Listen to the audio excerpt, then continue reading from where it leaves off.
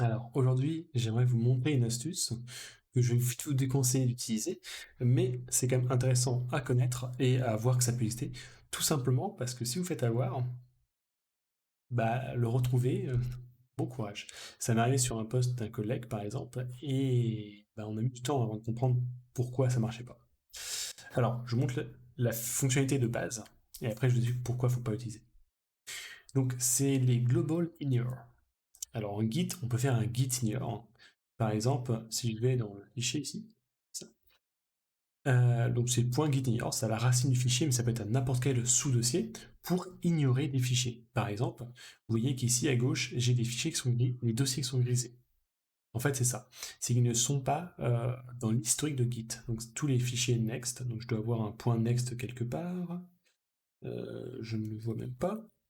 Voilà, point next. Forcément. Et le node module, qui va bien, sont tous les deux des fichiers qui sont ignorés. Ça permet, par exemple, le point env aussi, que je vais pas ouvrir, bien sûr, le point env qui contient des données d'environnement avec des variables et surtout souvent des credentials, des données critiques qui ne faut surtout pas envoyer sur un repository. N'importe qui aurait accès de près ou de loin à votre code aurait accès à tout vos codes. Et donc ils auraient accès à tous vos accès, ils pourraient payer, enfin ils pourraient utiliser vos abonnements et compagnie. C'est pas du tout bon. Donc on ne veut même pas les historiser. Et donc il y en a qui se sont dit, ok, mais c'est un peu compliqué. Il faut que je le fasse pour chaque projet. Si j'oublie, ben je suis un peu en panique. Donc pourquoi pas le faire globalement? Ben, c'est ce qu'ils se sont dit, et pour le coup, Git, vu qu'il propose de le faire même à plusieurs niveaux, c'est-à-dire que ici je pourrais faire dans un sous-dossier ici, ignorer uniquement celle ou celle de fichier. Ok. Je peux aussi faire depuis le Gitignore avec un 36 slash à l'affilée, hein. Donc ce qu'ils ont fait, c'est qu'ils ont permis la possibilité qu'ils ont appelé le core exclude files. Alors ça c'est une configuration de Git, hein. C'est vraiment. Alors moi je suis sur Mac, donc je suis sur Mac, je suis ici. Mais ça va revenir strictement au même, hein. Donc je vais créer ce fichier-là. Alors le fichier n'est pas créé, là j'ai juste dit va chercher tel fichier qui n'existe pas encore. Donc selon sur lequel vous êtes, alors moi je peux être Nano, je vais utiliser, parce que là ce serait plus du Mac ou Linux d'ailleurs, voilà. Je vais utiliser plutôt code, qui est visual ce code qui est sous mes yeux, enfin sous vos yeux aussi. Et on va aller chercher ce fichier. Donc le tilde qui est ici, le premier caractère, c'est pour dire qu'on va à la racine du home. Donc on va ouvrir le fichier. Donc il n'existe pas. Donc on le crée à la volée, c'est nickel. Et vous avez vu qu'à gauche, je vous ai préparé un fichier log. Et c'est vrai que les logs, c'est rare qu'on veuille les commits. Donc pour me sécuriser, je vais lui rajouter de toujours ignorer les fichiers log, donc n'importe quel fichier, donc n'importe quoi, point .log, ou alors le dossier, on le voit avec le slash, node module. Donc je vais enregistrer ça. Alors je n'ai aucune idée de sur combien de temps ça va se mettre à jour. Peut-être faire un git statut d'ailleurs. Le git statut va normalement prendre en compte, mais bon là il voit qu'il n'y a aucune modification. Voilà, c'est bon, il a pris en compte. Par contre, il va passer en grisé, ce qui est dommage aussi. Parce qu'en fait, c'est juste que ici, le plugin de VSC, qui permet de gérer ça, ne détecte pas la variable globale, il ne sait pas qu'il faut ignorer.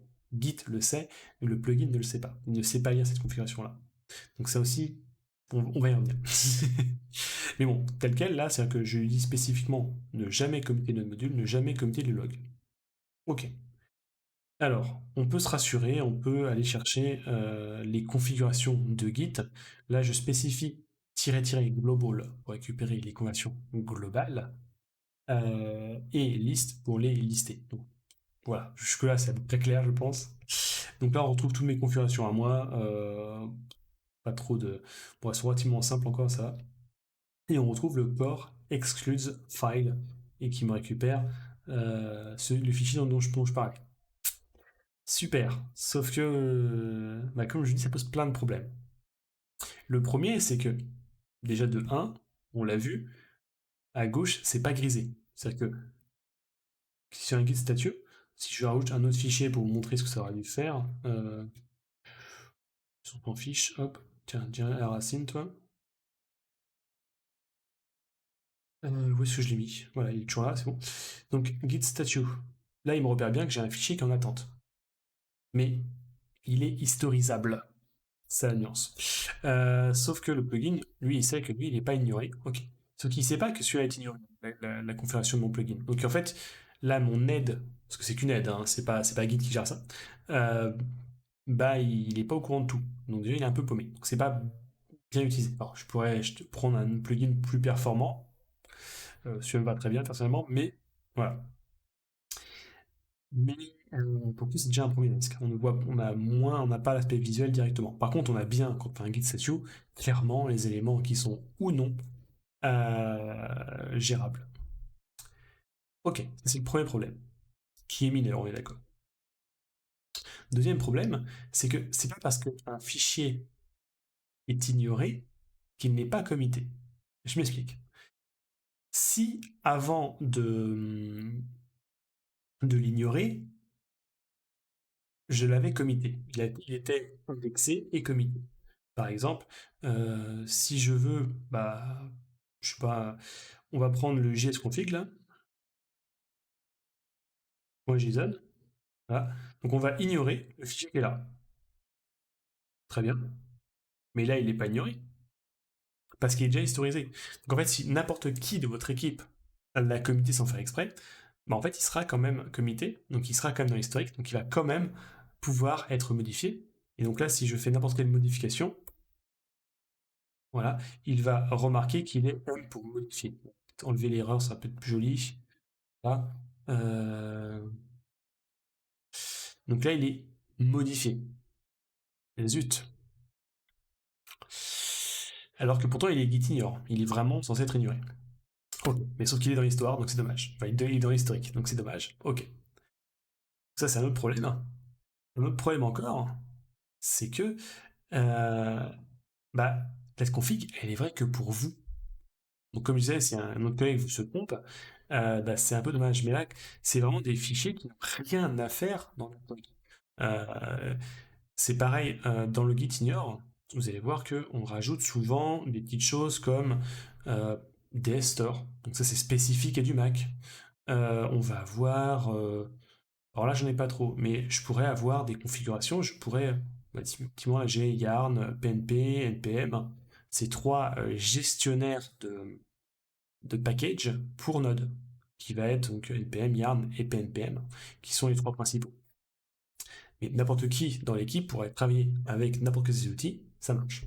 Ça fait, mais par contre, ça fait pas les mêmes fichiers. Typiquement, le package lock va être généré par votre NPM uniquement. Et Yarn va faire son Yarn lock, etc. Donc, déjà, on se met d'accord sur l'outil qu'on utilise dans l'équipe. Parce qu'en fait, le lock, malgré que beaucoup de personnes ne comprennent pas qu'il faut le committer, il est très important à committer si on veut faire des déploiements propres derrière. Mais bon, ça c'est un autre débat. Dans ce cas, voilà, on se met d'accord entre nous, quelles sont les technos utilisés, on le met en clair dans le README, on l'impose à tout le monde et basta. Mais on pourrait très bien dire, moi je veux travailler sous IntelliJ, moi je veux travailler sous VS Code, moi je veux travailler, etc. Bref, sauf que chacun a sa propre configuration.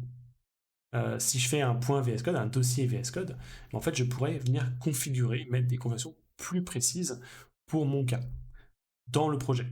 Sauf que il y a débat où est-ce qu'il faut committer ou pas les configurations ou non. Ça, chacun est libre de le faire, mais dans tous les cas, c'est une décision qui se fait en équipe. C'est pas tout seul dans son coin qu'on va choisir ce genre de choses. Donc c'est très important à comprendre ça. Et donc si je viens ignorer globalement, je ne me rendrai même pas compte de ces problèmes. Et en fait, ils vont me revenir plus tard. Parce que en fait, je casse le travail des autres.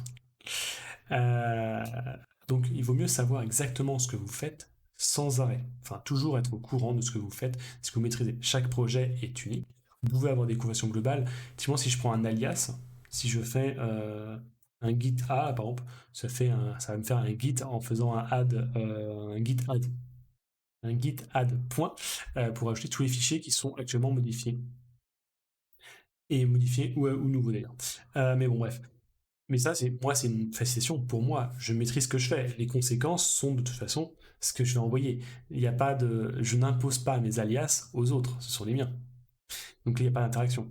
Bah, le guide global, le problème, c'est que justement, euh, j'impose aux autres. Moi, j'envoie pas ces fichiers-là. alors que les autres peuvent le faire. Et donc après, ça passe dans l'extraction, etc., etc. Donc, vous ne maîtrisez plus en fait ce que vous faites. Alors, ça peut être utile dans des cas, là je parlais des logs, par exemple, les logs, je pourrais encore comprendre. Mais sauf que pourquoi le faire en global? Je vais dans le Git ignore. D'ailleurs, il est bien passé en grisé, 1 heure après. Ouais, si je passe ici, j'enlève les logs et basta. Mais j'enlève pour tout le monde. Tout le monde, personne n'a envie d'envoyer les logs. Donc si quelqu'un fait l'erreur d'envoyer des logs, bah, si quelqu'un fait l'erreur d'envoyer les logs, ou pourquoi ne pas l'empêcher pour tout le monde de refaire l'erreur? C'est pas que soi, il n'y a pas que nous-mêmes qui pouvons tomber dans ce problème-là. Donc c'est tout le monde qui peut être impacté. Donc autant le faire pour tout le monde, pour tout le projet. Et il y a des projets où ça a du sens d'envoyer des logs. Donc on pourrait aussi dire, un exemple concret, globalement j'ai interdit les logs, mais pour ce projet-là, je les accepte. Et pour le coup, là il est bien passé en nouveau fichier. Donc c'est le point d'exclamation qui a fait que j'ai annulé la règle. Et j'ai fait un. Enfin là, comme on a un fichier de New là c'est prends-le en compte avec le point d'exclamation.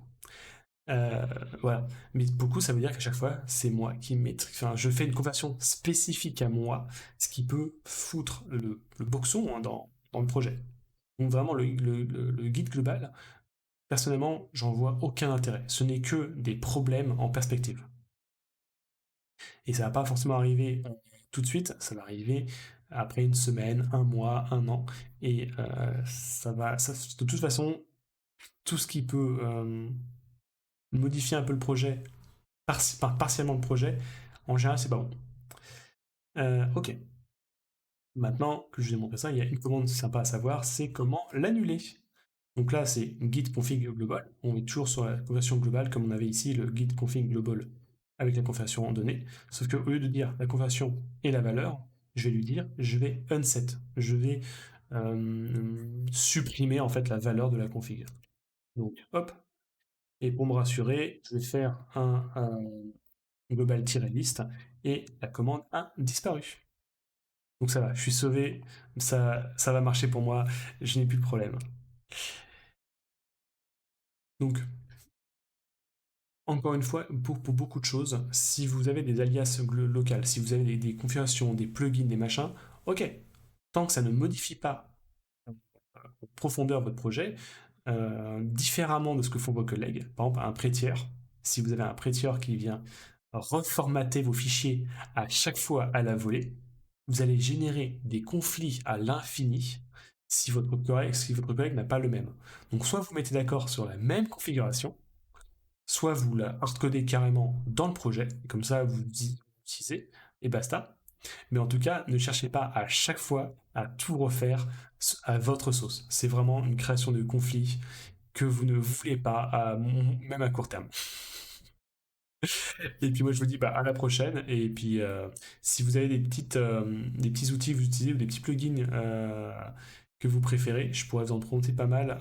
Je vous fais un petit passage rapide, alors j'en ai beaucoup. Hein. C'est pas forcément utile d'en avoir autant. C'est- Je vous les passe très rapidement. Ouais, les Skyhero, ça peut être sympa. Si vous en voyez qui vous intéresse, qui vous intéresserait à découvrir, que je vous montre comment ça marche, n'hésitez pas. Il y en a que j'utilise plus forcément, mais il y en a quand même beaucoup d'utiles.